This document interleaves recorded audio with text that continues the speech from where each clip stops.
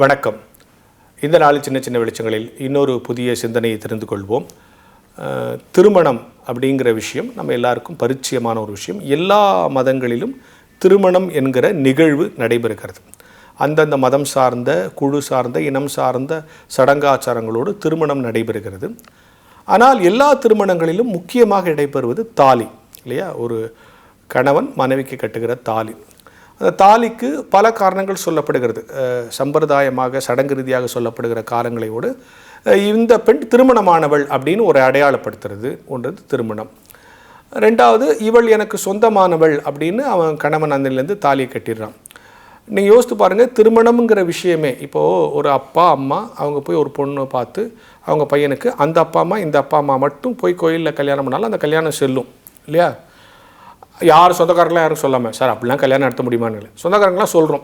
ஏன் சொல்கிறோம்? யாருக்குமே சொல்லாமல் நடத்திட்டு நாளைக்கு இவங்க 2 பேர் தெருவில் நடந்து போனால் யார் இந்த பையன் எப்படியோ தவறாக வந்துட்டாங்க போடுறதுன்னு நினைக்காதபடி, இல்லை முறைப்படியாக இவர்கள் அங்கீகரிக்கப்பட்டு 2 பெற்றோருடைய சம்மதத்தோடு திருச்சபையினுடைய உதவியோடு அவர்கள் முறையாக பரிசுத்த விவாகத்தை மேற்கொண்டவர்கள் என்பதற்கு அடையாளமாக திருமணமெல்லாம் நடத்தி எல்லாரையும் கூப்பிட்டு விருந்தெல்லாம் வைக்கிறோம்.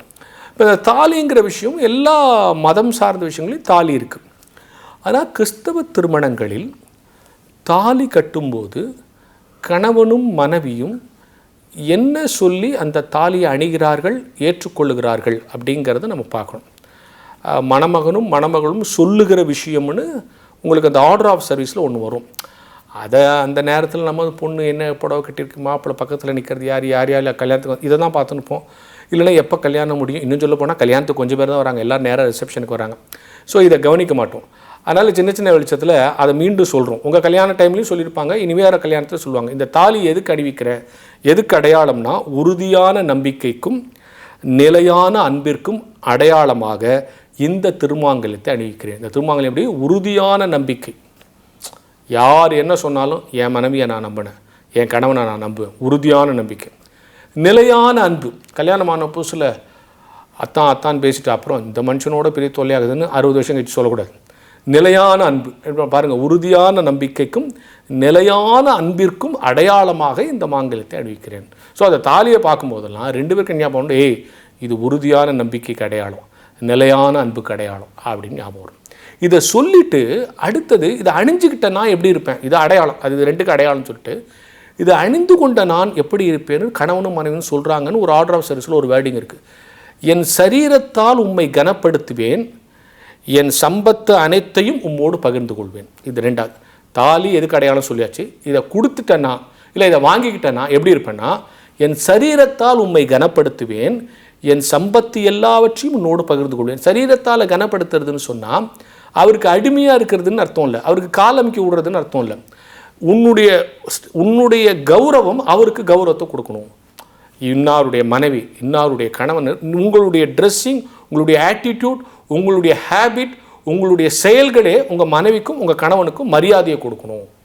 அவங்க ஒய்ஃப் சார், அவங்க ஹஸ்பண்ட் சார் அப்படின்னு சொல்கிற அளவுக்கு உங்களுடைய ஆட்டிடியூட்டில், உங்கள் ட்ரெஸ்ஸிங்கில், உங்களுடைய பேச்சில், உங்களுடைய அணுகுமுறையில் நீங்கள் அவங்களுக்கு மரியாதை ஏற்படுத்தணும். 2வது, என் சம்பத்து எல்லாவற்றையும் உன்னோடு பகிர்ந்து கொள்கிறேன். என் பணம் உன் பணம், எங்கள் வீடு உங்கள் வீடுலாம் அதுக்கப்புறம் பேச்சாக இருக்கக்கூடாது. சேர்ந்தாச்சு. என் சம்பத்து எல்லாவற்றையும், அந்த சம்பத்துனா அதில் எல்லாம் அடங்கும். நீங்கள் யூஸ் பண்ணுற பேனாலேருந்து உங்கள் பேரில் இருக்கிற வீடு வரைக்கும் அடங்கும். அதான் சம்பத்து. இப்போ நீங்கள் சில குடும்பங்களில் ஜங்கம சொத்துன்னு சொல்லுவாங்க. ஜங்கம சொத்து அப்படின்னு ஒரு சொல்லுவாங்க. ஜங்கம சொத்து அப்படின்னு சொன்னால் என்னென்னா, நிலையான வீடு, தோட்டம், இதெல்லாம் ஒரு சொத்து. ஜங்கம சொத்துனா இந்த அசைகிற பொருட்களை, இவ்வளோ குண்டா இருந்துச்சு, இவ்வளோ செம்பு இருந்துச்சு, அவ்வளோ பொருள் இருந்துச்சு, இதெல்லாம் பிரிச்சுக்குவாங்களா, அது ஜங்கம சொத்து அப்படின்னு சொல்லுவாங்க அப்படின்னு நான் கேள்விப்பட்டிருக்கேன். அதெல்லாம் இல்லை. எல்லா சம்பத்துனா எல்லா விதமான என்னுடைய வெல்த், சம்பத்துக்கு ஆங்கிலத்தில் வெல்த், என்னுடைய எல்லா பொருளும் உம்மோடு பகிர்ந்து கொள்ளுகிறேன் என்று உண்டு அப்படின்னு அப்புறம் கிடையாது அப்படிங்கிற உறுதிப்பாட்டை கொடுக்குறோம். எனவே கல்யாணத்தில் போகிற போக்கு சொல்கிறோம். நிலையான அன்பு, உறுதியான நம்பிக்கை, சரீரத்தால் கனப்படுத்துவது, என் சம்பத்து எல்லாவற்றையும் என்னோடு பகிர்ந்து கொள்கிறேன். இதை நம்ம தாலி கட்டும்போது நாம் சொல்லுகிறோம், சொல்ல வைக்கப்படுகிறோம். ஆனால் இவற்றில் நாம் நிலைத்து நிற்கிறோமா என்கிறதை ஒவ்வொரு நாளும் நாம் நமக்கு நாமே கேட்டுக்கொள்ள வேண்டும் என்கிற சிந்தனையோடு இந்த நாளை தொடங்குவோம்.